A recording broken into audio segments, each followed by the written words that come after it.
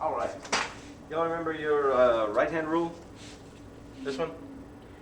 Where if you have a wire with current going through it, point your thumb in the direction of the current, your fingers show the direction of the magnetic field that goes around the wire, because any current-carrying wire has a magnetic field around it. That's important for today. The way electric motors work is they've got a magnet in them and they've got a wire loop in them, basically. They got a bunch of wire loops usually to make a stronger magnetic field. So that wire loop uses the right-hand rule to make a magnetic field that goes around that wire.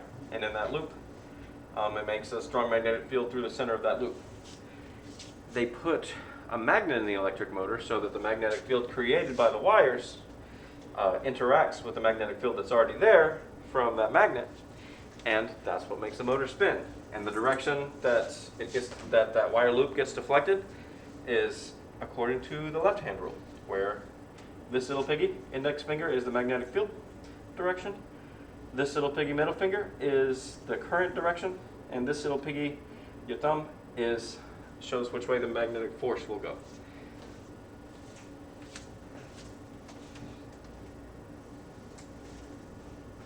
So, we've got our magnet here. Magnetic field goes from north to south, so I've got my index finger pointed north to south. This wire loop, the current is going through this way. It's got a lowercase I for current, ought to be a capital I, but whatever. And it goes through this way and through this way, all right. So I'll do this one first, I guess, since I'm already standing over here. Current goes from magnetic field goes from north to south. That's my index finger. Current is my middle finger, and that goes this way. The current is going this way through this part of the wire. So in this part of the wire, it will be deflected out of the page. And then if I come down here, magnetic field north to south still, this current is going that way. My thumb is now pointing into the page. So this force goes out of the page, this force goes into the page, which means this wire loop will spin like this. That only happens when the magnetic field and the current are perpendicular to each other. So they have to be at 90-degree angle. This one, so it'll work. And that's how electric motors work. They've got a magnet and a wire loop, and the magnetic field from the loop and the magnetic field from the magnet interact and make the motor spin. This is a different picture. I think it's probably slightly better. I don't know. But it's got a magnetic field going from north to south, and it's got a current going through here. And we're going to use those to find the direction this way will flip. This is a question on y'all's deal. This is slide 67 or whatever it says. It's asking you which way will the thing flip from the commutator, clockwise or counterclockwise. So this is the commutator. The way this thing works over here is there's a couple of, two types of electric motor are brushless and ones with brushes. I think the brushless ones are more efficient, but this one here, so this is where the brushes are. So the brushes are sticking onto the thing here, and this thing spins, and as it spins, the brushes brush against it, and that's what keeps the circuit connected. It goes in there and it goes out there. So yeah, this thing spins around with these brushes. Anyway, this is the commutator, and we're looking for which way this thing will spin. So magnetic field goes from north to south. Over here, current goes this way, so I've got my index finger magnetic field. Make sure you're using your left hand, don't get mixed up. My middle finger's going with current, and my thumb shows that this thing will flip up like this. And if I go down here, magnetic field's going north to south still. Over here, the current's going that way, and now my thumb's pushing into the page. So if this thing's going to flip out of the page and this thing pushes into the page, that means it'll flip like this, which is clockwise. If you're looking for something specific to put down for how an electric motor works, I think, actually, that's not a question, is it? This one just asks you which way it'll flip. But this is a good short description for how an electric motor works. Everybody got this question? Yeah, let's sleepy today. This is our last day for a slideshow. Yeah. You okay over there? You got everything answered over there? No. Which one are you looking for? All of them, apparently. This is where it says on slide 67, I think is what it says. Is it counterclockwise or clockwise? And this one was clockwise. What else are you missing? The first 7 and 8. That are the first 2 questions before even question 1. Oh, okay. Those should be the same as what we did yesterday. What are they? What are the questions? And I can answer them. Use right hand rule and your knowledge of rules of magnetic pole interactions. What will happen to parallel wires in slide 59 if both currents are in the same direction? Okay. So this is slide 59. Those wires will attract. What's the next question? And then 8 would be use the right hand rule and your knowledge of rules of the magnetic pole interactions. What will happen to the pole wires in slide 61 if the currents are in the opposite direction? Okay, these wires would repel then. Magnetic field would be opposite way. I had those questions from last time, just in case we didn't get there, and I had them. I would already have them on this thing.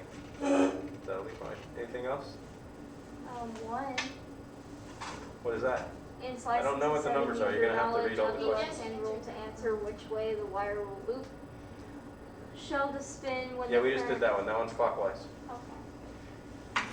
Here's an AC motor. This isn't a question. The difference between AC and DC is DC stands for direct current, where the current is always flowing one direction. AC stands for alternating current, where the current is always switching direction. So this is AC, where the current's always switching direction. Here's how it works in more detail. So you can see the current is going this way, and then in step 2 the current turns off. In step 3 the current goes the other way. In step 4 the current turns off. So you can see that magnet spinning.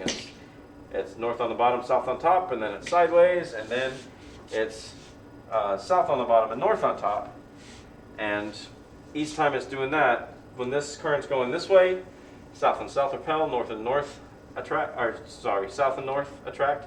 So it's going to spin that way. And on step 3, after it spins back around, current's going the other way. So north and north repel and north and south attract. So that's how they keep it spinning. But I just really want y'all to know the basics of how an electric motor works.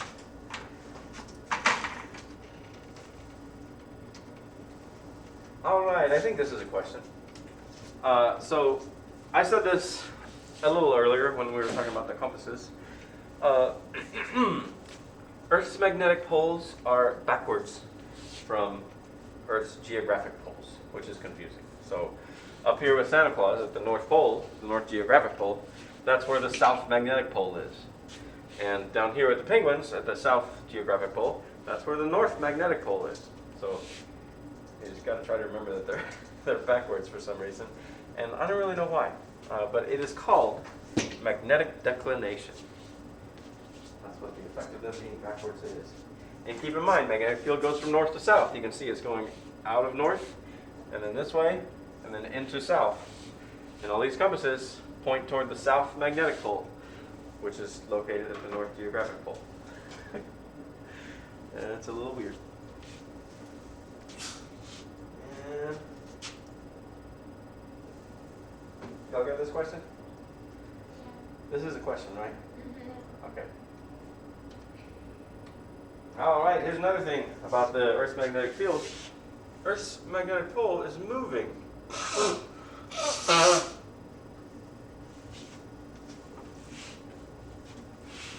What do y'all think causes Earth's magnetic field? The rotation of the Earth around the sun. I mean, yeah, that could be one thing. That probably does make a magnetic field. There's a moon of Jupiter that has a whole lot of geological activity on it. And it's got high temperatures, which makes charged particles. And when it orbits Jupiter, it creates this huge ring of charged particle movement that creates a lot of electromagnetic a lot of magnetic field and a lot of power that we could use if we were there, but it's really far away, so wouldn't do any good. But yeah, there's charged particles on the Earth and it's moving. But the way the theory goes, anyway, because we've never been straight inside the Earth has a solid outer core made of iron, and it's got a liquid inner core made of iron. And that rotation of that inner part is where the charged particles are, and is what is making the Earth's magnetic field, according to theory. So it is charged particle movement, and thank you for answering.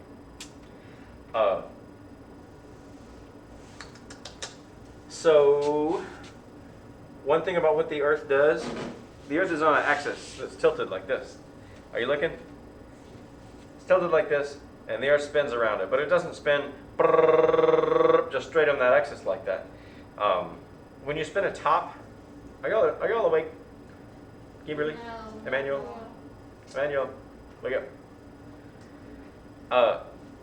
It doesn't just spin straight like that. When you spin a top, the top like wobbles just a little bit. Even if you spin it super straight, it's going ee. The Earth does that. That's called precession. And when the Earth wobbles like that, maybe the liquid iron at the very center of the Earth doesn't wobble with it. And maybe that's what's causing this magnetic pole to move. You can see they were probably confused back here. They didn't have good equipment. But once we started to get good equipment, it started to move in a straight line like this. So maybe that's just the Earth slowly wobbling. And you know, it doesn't wobble every day. It takes hundreds or thousands of years, probably more, to do one wobble. But yeah, we don't know why the magnetic pole is moving. I don't even think that what I was saying is like a good theory.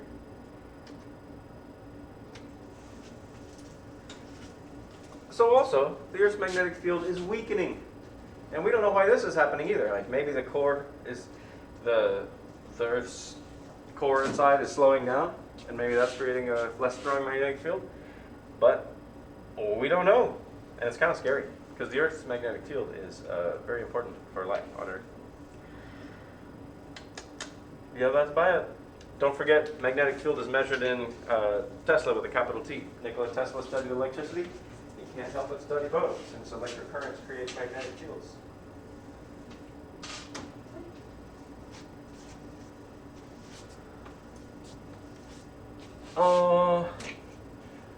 You guys like geology? Geology's good. We started these, if you study geology in college, you're going to work in oil and gas, though. But if you, what am I saying? We started the slideshow with geology. It had a rock, that magnetite. Anyway, this is in the middle of the ocean.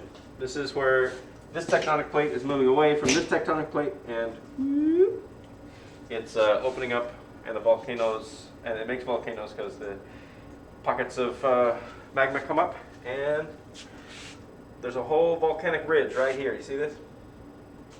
So this is South America here, this is Africa. So in the middle of the Atlantic, there's a whole range of volcanoes because those two plates are slowly separating, and the magma is coming up and it's making little volcanic mountains and stuff. Ow. Oh. Anyway, so what happens is, when the magma comes up, it's liquid, and it comes up into the underwater there in the Atlantic Ocean, and it's still liquid for a minute, and then it cools down and it turns into a solid. As it's cooling down, its little iron particles point toward magnetic north, which, you know, right now is this way, toward the South Pole, I guess, you know, if you're saying, like, if you're using that picture, it's that way. Ish, I guess, that's not a straight line. But anyway, what them scientists looked at was they're like, okay, they carbon dated these rocks. So up until about 500,000 years ago, it was at magnetic north was down here, and that's what we know, that magnetic north is located at the Earth's south geographic pole. But then 500,000 years before that, all the rocks said no, magnetic north is over here, and then 500,000 years before that, the rock said no, or magnetic north is over here. So apparently, Earth's magnetic field changes where north is every now and then. So right now, north is to the south geographic pole. And in 500,000 years, or whenever, I mean, I don't know how long it's been since the last one. I think we might be due for it. And it's kind of weird because, so these don't line up with mass extinction events. So it's not going to kill everybody if the Earth's magnetic field flips. But maybe that's part of the weakening. Maybe it weakens, and then when it flips, it goes back to normal. I don't know. Anyway, it flips, and we don't really know why. There's a lot about the Earth that we don't know on a large scale like that. Because we've never been in the center of the Earth. We don't know what's happening, exactly why the magnetic field is what it is, and why it's moving, why it's weakening, why it flips. So here's a picture of the Earth's magnetic field. So the sun has the solar wind that's always coming out from the sun, going just a stream of charged particles. I wonder how that sounds on the camera. And that stream of charged particles sweeps back Earth's magnetic field way back here. It actually goes really far back. Really. But this magnetic field, like I said before, is really important for life on Earth. It protects all the life from all these charged particles, which can be really harmful. And not just charged particles from the sun or from solar flares, which can be really energetic charged particles, really bad for you, but cosmic rays from the rest of the universe. So from stars blowing up and other stuff, you can get some really harmful stuff coming at you, black holes. And the Earth's magnetic field deflects that stuff, and that's good. And sometimes the magnetic field lines, sometimes that stuff gets through and gets onto a magnetic field line and comes in, and then comes in up here at the poles. And sometimes when you have a really strong solar flare like this, it gets through pew, pew, pew, a lot of the magnetic field lines, and it'll come in here and come down this magnetic field line, or something even closer down here, and which isn't exactly at the poles, it's a little bit farther south, geographically speaking.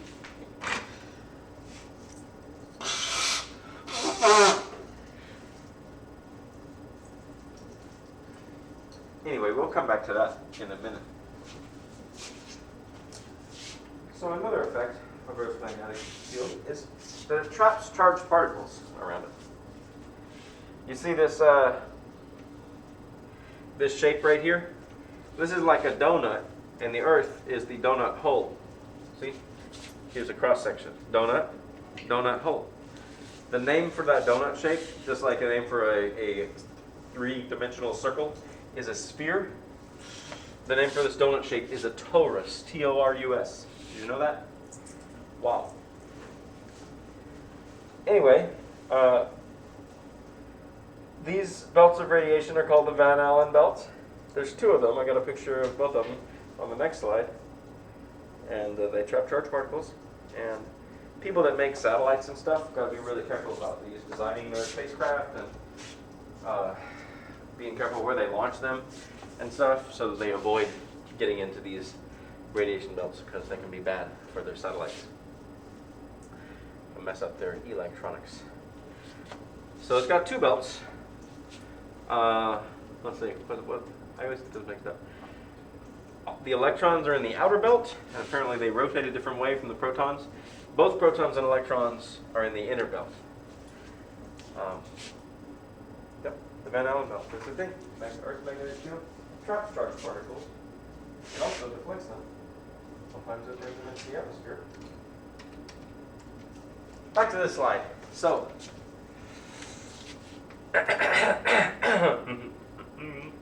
you guys know how these fluorescent lights work? You know, the ones with the tubes? Anybody know? A little bit? What you got? It has noble gases in it that push electricity through and they get really happy. Yeah, I like that. I like that. Yeah, they make it happy. Sure. So it's got the reason why these lights are like bad for you when the compact fluorescent light bulbs came out. People were worried about it because it had mercury in it, and they do have mercury in them. The dust that lines the outside of the thing has mercury in it. The reason they picked mercury is So how this works is electricity goes from one end of the tube to the other. The electricity, and this is a simplified explanation, but the electricity excites the electrons. So the electrons are sitting there in their energy level. Like, you know, you got the S and the P and the D and the F energy levels. They jump up to their next energy level when it runs the electricity through because it excites them. And that's what I would say, you know, you could say that they get happy from that. They get excited up to their next energy level. Although I guess they're not really happy up there because they don't like it up there. They want to be back where they started. They want to go back to their octet or whatever they got and be stable down there. So they're unstable up there. Whenever they jump down, they have to release a photon. Those are the rules. Those are the rules. So the photon is has a lower energy if they only jump down a little bit, or if they got knocked to a higher energy level, then they'll release a higher energy photon.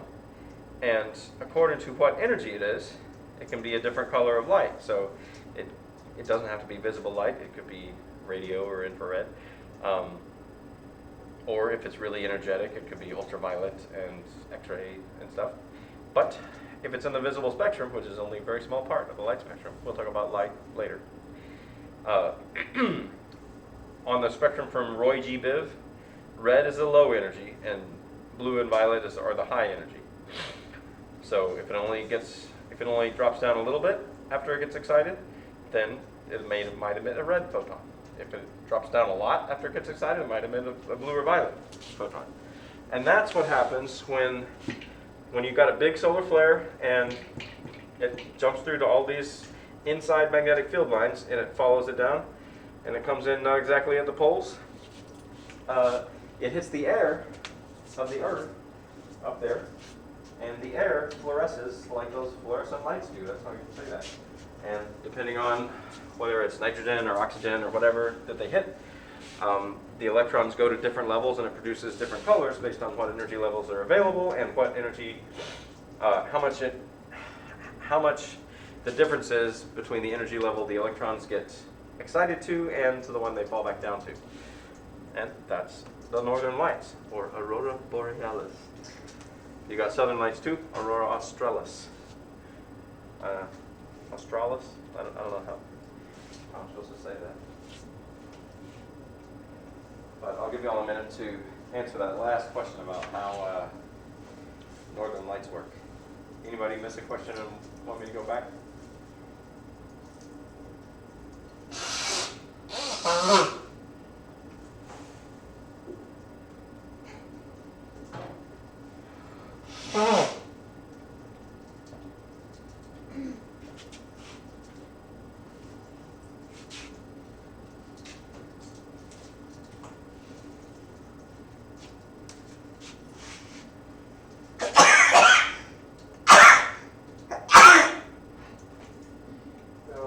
I'm sorry everybody had bad allergies. Once you get this magnetism last thing done, please go to the next assignment that says left-hand rule and magnetic force strength. Left-hand rule just gives you some scenarios and what you use your left hand with the left-hand rule to determine the direction of a current, a magnetic deflecting force, or a magnetic field. And the magnetic force strength wants you to calculate the magnetic force strength. If you have a wire, depending on that wire's length in meters, its magnetic field strength in Tesla, or its the current going through the wire in amps.